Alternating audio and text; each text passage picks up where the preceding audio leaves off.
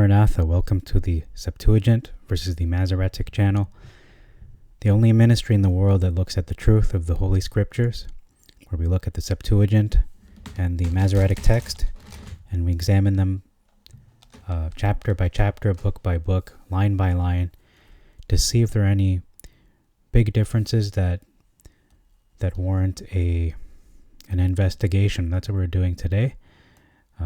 Joshua chapter 5 is what we're looking at, and we have 15 verses in this chapter, beginning in the first verse. We see here the Zidon, kings of Zidon versus the Canaanites. We also see the word river, the river Jordan versus the waters of Jordan. Why I point this out is because it's important that we are specific. This is talking about the river Jordan, the whole river, not just one part of Jordan or a small part of the waters of Jordan. This is a large piece of the body of water. It's not a little stream. We see here the word they, talking about the children of Israel versus we. And then terror-stricken, and there was no sense in them, versus neither was there spirit in them anymore. So we can see the differences. They were terrified, and because of this, they just didn't have any sense. They became, I guess you could say, brain dead in some ways, but just didn't know what to do. I think that's a better way to put it. They just did not know what to do. They were baffled, you could say, in our modern vernacular. In verse 2, we see an omission of stone knives. This is an important distinction. These aren't knives made of steel or iron or anything like that. These are made of stone, and not just any stone, but sharp stone. We're going to ignore those two, verse 4 to 5, because this is a continuous narrative in 4 and 5. Doesn't make sense if you split them up, but what I noticed is, and this is the way, or the way, versus, and this is the cause. So one is saying, describing the journey, or I should say the method in which they were purified, versus this is the reason why. So this is the rationale as to why he circumcised them, not purified them. But by circumcising, they are being purified. They're being altered into a state where they can be then accepted by because they are going to be part of the covenant. Big difference as well. It says here, as many as were born in the way, and this is the journey. Those who were born in the journey in the 40 years. Actually, we're going to see it's not 40. And as many as were uncircumcised of them that came out of Mizraim, versus all the people that came out of Egypt, males. All the men of war died in the wilderness by the way, after they came out of Egypt. And all the people that came out were circumcised. Okay, so we can see the differences. There are some in the Septuagint that came out of Egypt who were uncircumcised. Not everyone was circumcised. Whereas the Masoretic is saying all the people that came out were circumcised. So there is a discrepancy there. We can see a continuous difference beginning in verse 5, talking about all the people, and this isn't possibly including women, were circumcised. Because it does not say men, just says all the people. So someone who wants to argue the Bible contradicts itself, they could use this verse. In the Masoretic, that is. And again, in verses 5 to 6, this is a continuous thought. It says 40 and 2 years Israel wandered. It says they wandered in the wilderness of Mabdaris. You know, I'm going to look at my hard copy here. I do have a hard copy. Hopefully this doesn't disconnect on me as I just gotta ignore that. Okay, so Joshua 5. Let's just look this up in real time. Joshua 5. Okay, so this is verse 5.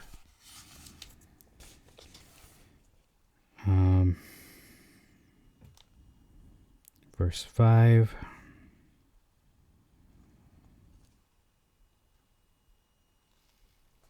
Okay, can't seem to find this verse. Oh, here it is. Okay. It says here, all these Joshua circumcised 40 and 2 years.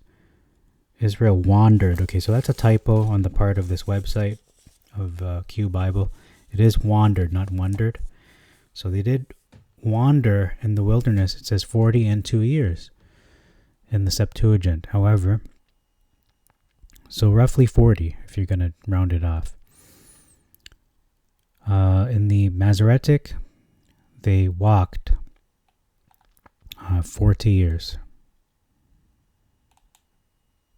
in verse 6 in the wilderness. And I want to qualify, it's not just any wilderness. It has a name. Mabdaris is the name. Mabdaris, perhaps it is pronounced. Okay, we have a big difference in verse 6. This is probably the meat of this video, or one of the meats. Wherefore, most of the fighting men that came out of the land of Mizraim, or Egypt, were uncircumcised, who disobeyed the commands of Elohim. Verses, all the people that were men of war, which came out of Egypt, were consumed because they obeyed not. Okay. So I'm just going to qualify because they obeyed not. So what is the difference here? The difference is most of the fighting men were uncircumcised. Not all of them. In the Masoretic, it just says all of them, not most. So there's a discrepancy there as well. Verse 7, we see a little difference here. It's talking about their children. Actually, we're going to ignore that one. Never mind that one. Verse 8, talking about those who were circumcised, the males, they rested versus they abode, and they were healed versus they were whole, till they were whole.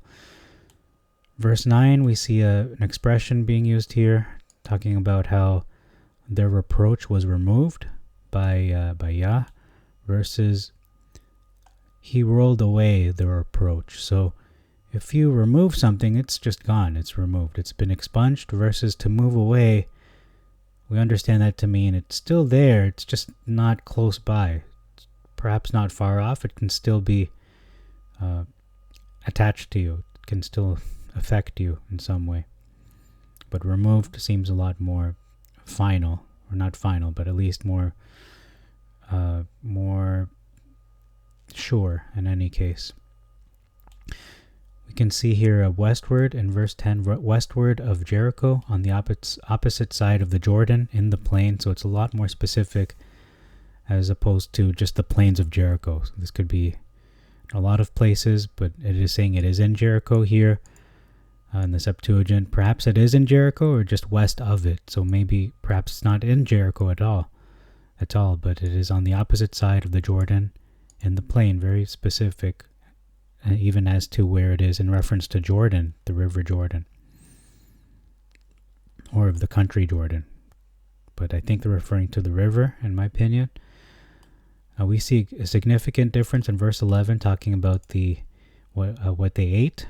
The Israelites ate of the grain of the earth, unleavened and new. And we know it's not corn, because corn is not a Middle Eastern. It is not a Middle Eastern crop. It is barley. So they ate of the new barley, which is essentially around Passover. That would be the first month. So this is Aviv barley that they're eating.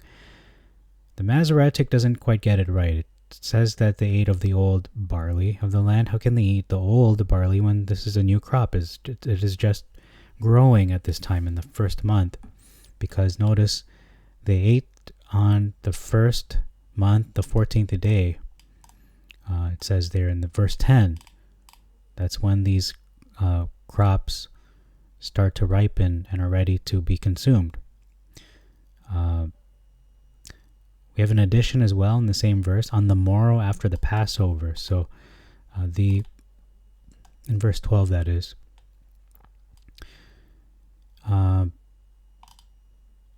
Okay, it's in verse 11 as well.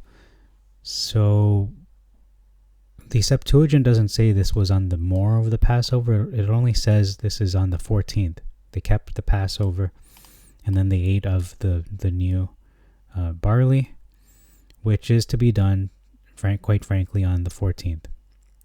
That is to be done the 14th up to the 15th, and then even 7 days during that Feast of Unleavened Bread, if they're keeping the commandments as per the command of Yah concerning this feast. Verse 12, the addition of old, again, it's not old and it's not parched either.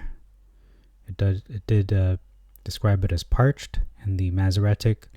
So this seems to be old and dried and everything. No, this is new. This is new, a new harvest, a new barley ripened, and at a stage where it is fit to be consumed for human consumption. Okay, enough about the barley. We're moving on to verse 14. Get into the real meat of this chapter. We can see here there's an addition talking about this mysterious figure that Joshua sees, a man standing before him with a drawn sword in his hand. So Joshua asks him, draws close to him, he's not afraid, and talks to him, "Are you for us or on the side of our enemies?" In both translations. And the man replies to Joshua, or Yehoshua, "I am now come," versus "am I now come?" So when I read this, if you read this slowly, I am literally is the holy name, the Eya Sher Eya in Hebrew, which means I am. So if you read this really slow, I am, and then now, which is present tense, and then come, which is future tense. So perhaps, this is kind of a stretch, but just stick with me here. Perhaps this is the I was, and I am now, and I am to come. Because if you look at the name, if you do a word study or a name study on the Tetragrammaton, what it could potentially be, there are some, specifically, I believe it's a Canaanite Jew. I forgot his name right now. He's a red-haired Jewish man, Canaanite. Nehemiah, I think it's Nehemiah Gordon, yeah. And he explains that the name Yehovah, or Yod-He-Vav-He, when you look at the actual name, many believe it's Yahweh, some believe it's Yahuwah, but he's saying it's Yehovah. And when you break that down, or I should say when you expand that name, it is Yahweh Hove Haya, which I believe is translated to Yahweh is I was, and Hove is I am, and then Haya is I am to become. So this seems to be like an expansion of the name. I am, and then I am now, and I am to come. So perhaps this is what it is. He's saying this is my name. Because he isn't asking the name, to be honest. He's saying, "Are you for us or on the side of our enemies?" And he's saying, "I am now come." So it could be a stretch, but I'm just speculating. I'm not being, I don't want to be dogmatic and say this is what it is, but it's certainly a possibility. And I even include the possibility this is not just an angel. This is the Lord himself. This is Yah himself, the pre-incarnate Christ. Because notice it says here, this isn't just a captain of the host of Yah. In the Septuagint, this is the chief captain of the host of Yah. And this is not easily deciphered again. This the stance I'm taking of, or perhaps a speculation, that this is the I am, because in the Masoretic it says, am I now come. It sounds more just part of the sentence, just describing the situation here, not describing his identity. So we can see there's an omission of the chief, and we can see as well that Joshua fell on his face upon the earth, whereas in the Masoretic he fell on his face to the earth for the purpose of worshiping. Now, that seems to be implied that he is worshiping this figure. And normally when an angel encounters a human being and they bow down to that angel, they usually rebuke them, or they correct them, saying, don't do that. Do not worship me, only worship Yah, only worship Elohim. So this implies, because this figure does not correct him, this kind of implies this is not an angel. This seems to be Elohim himself. Again, we are not to bow down to anyone except, or worship them except Elohim, Yah Elohim. So that seems to be hinting towards that. So perhaps this is Joshua meeting Yah himself, the Creator, not the Father, but the Son, the pre-incarnate Mashiach, the Word, the Logos. Verse 15, we see here foot, or I should say feet versus foot, and then again, this is further evidence, further hinting, not just regarding who this is, the identity, not just because of the hint of him bowing on the earth and not being corrected, but also this part saying, loose your shoe off your feet. This instruction here being given to Joshua by this figure, this mysterious figure, because the place whereon you stand is holy, it's set apart. This harkens back to the burning bush in Exodus 3. He says the same thing to Moses, to loose your sandals off your feet. Let me just rewind here. I don't know if it's at the end of the chapter. Okay, it's in the middle, so let me just bear with me as I look for it.